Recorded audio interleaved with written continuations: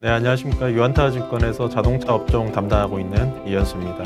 11월 28일 작성한 자동차 산업 자료, 2024년 전망 자료라고 보셔도 될 것 같은데요. 해당 자료에 대한 내용을 말씀을 드리도록 하겠습니다. 자세한 내용은 자료와 함께 말씀드리겠습니다. 네, 우선 그 자동차 같은 경우에 이제 첫 페이지 보시면은 제목을 이제 헤게모니의 변화라고 써놨습니다. 잘 아시다시피 이제 헤게모니라는 게 누가 힘을 더 가지고 있느냐, 이제 그것을 의미하는데요.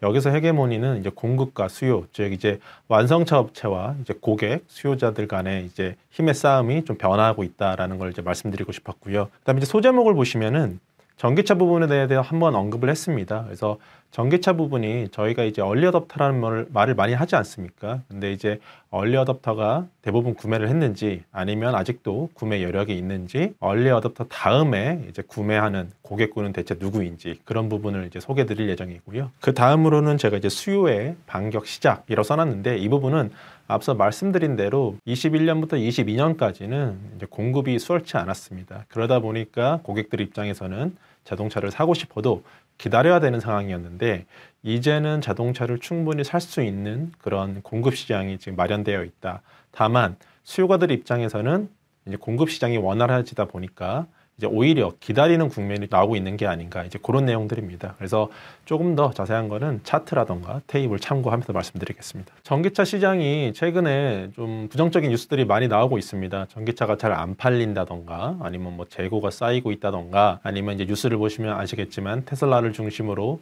전기차 가격 인하 경쟁이 심화되고 있다. 이런 뉴스들을 많이 접하셨을 거라 생각하고 있습니다. 그러면 정말로 전기차 판매가 감소를 하고 있는 건가? 이제 그런 거에 대한 의구심을 좀 한번 생각을 해보고요. 그런데 보시면은 전기차 판매는 증가를 하고 있습니다. 2012년 이후로 지속적으로 좀 증가를 하고 있는 상황인데요. 증가율이 둔화되고 있다라고 보시는 게 맞습니다. 감소는 하는 게 아니지만 증가율 자체가 둔화되고 있다. 2020년 약 40%에 가까운 전기차 판매 증가 글로벌로 놓고 봤을 때 21년도는 100%가 넘어갔었습니다. 근데 22년도는 증가는 했지만 증가율 자체는 좀 떨어지는 70%대로 이제 감소를 하락을 했고요. 올해 같은 경우에는 이제 9월 누적 기준으로 했을 때 여전히 증가를 했습니다만 전년 대비 약 35% 증가를 했습니다. 그래서 증가율 자체가 내려오고 있다라고 이제 보시면 됩니다. 그래서 우리가 중장기적으로 전기차가 판매가 계속 증가할 거라는 건 다 이미 알고 있습니다. 그렇게 예상이 되고 있고 다만 증가하는 속도가 좀 더뎌지고 있다라는 거를 좀 인지하시면 될 것 같습니다. 전기차 판매 대수가 증가는 하되 증가율이 좀 더뎌지다 보니까 저희가 또 다른 지표 중에 하나 침투율이라고 하는 지표를 많이 참고를 하는데 전체 자동차 판매에서 전기차 비중이 어떠한가 그것을 한번 살펴보겠습니다. 보시면 그림 5번에 보시는 바와 같이 전기차 저희가 사실 전기차를 크게 EV를 많이 전기차라고 이야기하는데요. 여기서는 이제 PHEV까지 포함한 차트를 그렸습니다. 제가 해당 자료에서 전기차라고 언급한 내용은 EV를 뜻한다라는 것을 한번 생각하시면 될 것 같습니다. 일단 EV 기준으로 놓고 보게 되면 2020년 약 3%였던 전기차 침투율이 21년 6%, 그 다음에 22년 10%까지 올라왔고 올해는 9월 누적 기준으로 11%까지 올라왔습니다.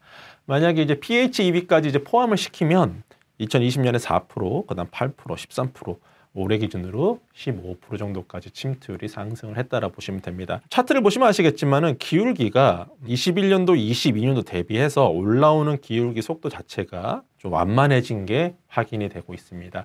침투율도 올라오곤 있지만은 속도는 좀 더뎌지고 있다는 게 여기서 확인이 되고 있습니다. 그러면 전기차 판매 같은 경우에는 지역별로 놓고 봤을 때 어디서 둔화되고 있는가 저희가 확인을 좀 해볼 필요가 있습니다. 왜 그러냐면은 글로벌리 놓고 봤을 때 지표는 봤지만 지역별로 봤을 때 대체 어느 지역에서 좀 둔화가 되고 있는가. 세계에서 제일 전기차가 많이 팔리는 지역은 중국입니다. 이제 중국을 한번 보면은 전기차 판매 대수가 분기로 놓고 봤을 때 판매 증가율이 21년도 2분기를 고점으로 지속적으로 빠지고 있고 올해 3분기 같은 경우에는 YY 14% 증가하는 데 그치고 있습니다. 물론 올해 초에 오히려 중국의 그 전기차 판매 같은 경우에는 감소하지 않을까 이제 그런 우려가 있었습니다. 왜 그러냐면 전기차 보조금을 올해부로 없앴기 때문입니다. 그럼에도 불구하고 전기차 판매 대수는 증가는 하고 있습니다만 증가율 자체가 상당히 더뎌졌다는 게 확인이 되고 있습니다. 다른 지역을 한번 보겠습니다. 북미라던가 유럽, 그 다음에 아시아 국가 차트 18번, 19번, 20번에서 확인이 가능한데요. 상대적으로 북미는 되게 견조하게 나타나고 있습니다. 하지만은 한국과 일본으로 대변되는 이제 아시아 지역 같은 경우에는 올해 3분기 오히려 마이너스를 기록을 했다. YY 증가가 이제 확인이 가능합니다. 글로벌이 놓고 봤을 때 전기차 판매 증가가 좀 둔화되는 요인 중에 지역으로 나눠봤을 때는 중국과 아시아 지역이 좀 더뎌지고 있다라는 게 확인이 되고 있습니다. 그러면 왜 전기차 판매 증가가 좀 더뎌지고 있을까라고 봤을 때 앞서 제가 얼리 어댑터라는 표현을 썼는데요. 이제 얼리 어댑터에서 보시면 얼리 메이저리티로 좀 넘어가고 있는 과정이 아닌가 생각이 들고 있습니다. 상당히 이론적인 얘기를 좀 먼저 드리겠습니다. 저희가 이제 얼리 어댑터라는 표현을 많이 쓰기도 하고 많이 듣기도 하는데 이 표현이 나온 곳이 어디냐 보시면은 혁신의 확산이라고 하는 저서에서 처음 얼리 어댑터라는 용어가 나옵니다. 해당 자료, 해당 저서에 따르면은 처음으로 신제품이 나왔을 때 이노베이터가 약 2.5%, 그 다음에 얼리 어댑터가 13.5%입니다. 이노베이터와 얼리 어댑터를 합했을 때 약 16% 정도를 차지하고 있고요. 즉, 이 이노베이터와 얼리 어댑터 같은 경우에는 신제품을 접하거나 구매할 때 가격이라던가 이런 거에 사실 크게 신경 쓰지 않습니다. 상대적으로 재정적으로 여유가 있는 사람들이 얼리 어댑터를 많이 합니다. 그리고 얼리 어댑터들은 많은 오류를 또 경험을 하거든요. 그럼에도 불구하고 나는 이 제품을 사겠어 하는 사람들이 얼리 어댑터에 속한다 보시면 됩니다. 이노베이터 얼리 어댑터 16%인데 앞서 차트 혹시 기억하시는지 모르겠지만은 지금 보시면 전기차 침투율이 PHEV까지 합했을 때 약 15%에 달하고 있습니다. 얼리 어댑터에 가까운 16%에 가까워졌다고 보시면 됩니다. 그러면 앞으로 전기차를 구매할 사람들은 누구냐? 얼리 어댑터가 아니고 그 다음 고객군인 얼리 메이저리티라고 보시면 될 것 같습니다. 또 다른 이론 중에 하나가 이제 캐즘 이론이라고 있는데요. 이 얼리 어댑터와 얼리 메이저리티 이 중간에 상당한 공백이 존재를 한다. 그러니까 수요가 지속적으로 이루어지는 게 아니고 얼리 어댑터와 얼리 메이저리티는 약간 구매 성향이 다릅니다. 얼리 메이저리티로 가면서 이걸 내가 정말 사야 되나? 이런 의구심을 하는데 그 국면에 있는 게 아닌가 생각을 하고 있고요. 그러다 보니까 수요가 증가는 하되 증가하는 속도가 좀 더뎌지고 있다라는 생각을 하고 있습니다. 그래서 상당히 이론적인 부분을 이제 대입을 시켰지만은 수치상으로 놓고 봤을 때 이제 얼리 어댑터에서 얼리 메이저리티로 넘어가는 과정에 전기차가 위치해 있는 게 아닌가 저는 그렇게 생각을 하고 있습니다. 그 다음으로는 이제 수요와 공급을 놓고 봤을 때 이제 수요 공급 곡선을 한번 보겠습니다. 그림 30번 보시면은 저희가 익히 알고 있는 수요와 공급 곡선입니다. 그런데 여기서 수요는 정체되어 있는데 만약에 공급이 늘어났다라고 했을 때 물량은 늘어납니다. 거래량은 늘어납니다. 판매량은. 다만 가격이 빠지는 것을 저희가 알 수 있습니다. 최근에 전기차 시장에서 전기차 가격이 빠지고 있습니다. 왜 그러냐면은 상당히 많은 업체들이 전기차 시장에 뛰어들고 있고 지난 몇 년보다는 최근 들어서는 공급에 대한 이슈가 없다 보니까 판매량보다 생산량이 조금 더 늘어나고 있는 게 아닌가 이제 그런 생각을 하고 있고요. 그러다 보니까 가격 경쟁을 할 수밖에 없고 가격이 떨어지고 있다라고 보시면 될 것 같습니다.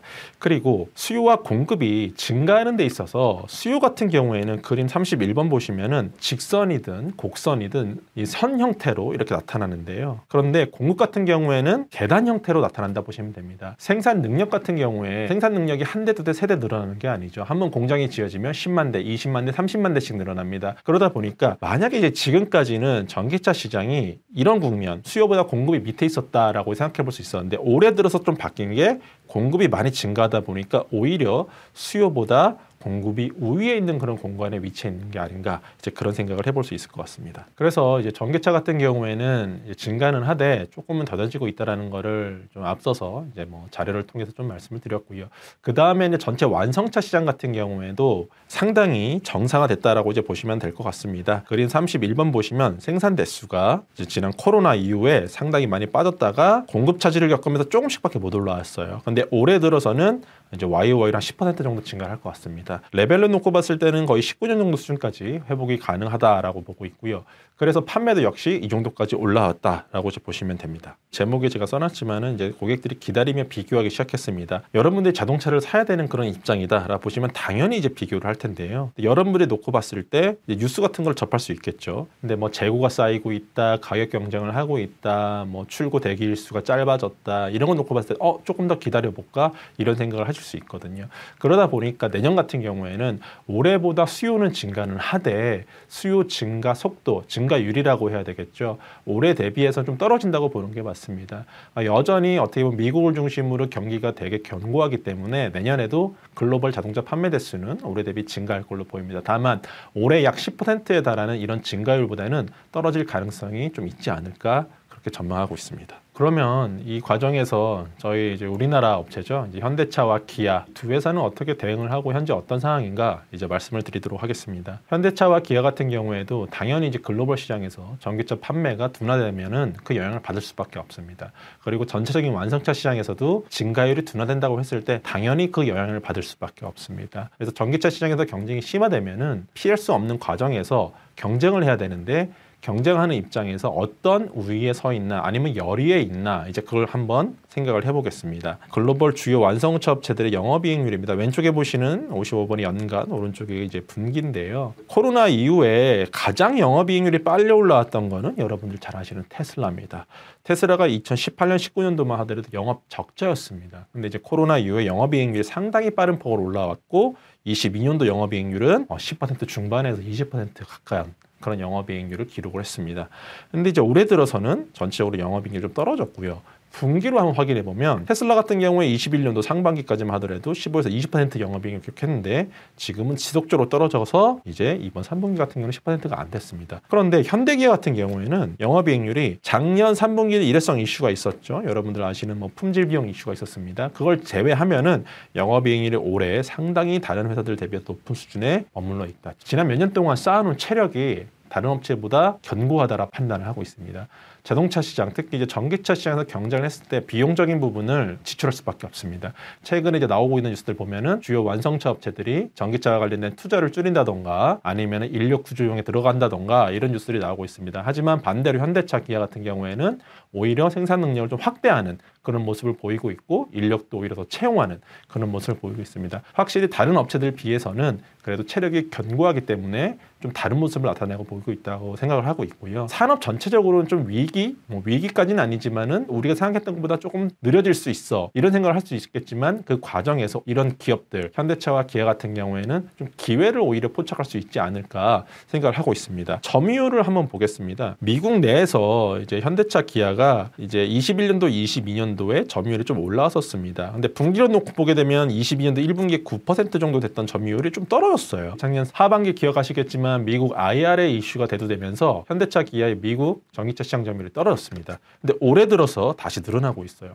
IRA 영향이 없는 건가? 라고 생각할 수도 있는데 있습니다. 있음에도 불구하고 상당히 공격적인 마케팅을 통해서 전기차 점유율을 끌어올리고 있습니다. 당연히 비용이 동반이 되겠죠. 이런 동반되는 비용 감내할 수 있는 사항입니다. 그래서 내년 하반기, 내년 10월 정도로 예상이 되는데 이제 미국의 현대차, 기아의 전용 전기차 공장이 이제 지어집니다.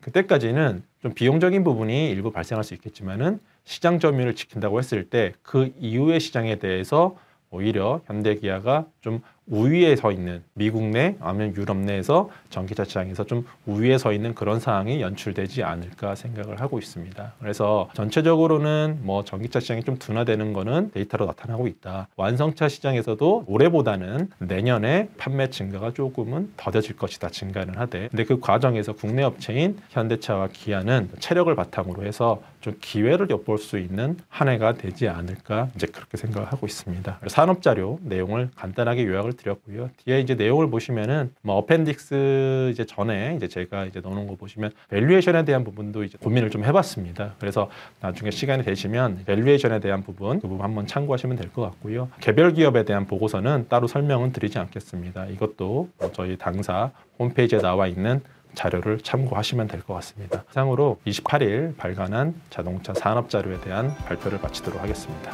감사합니다.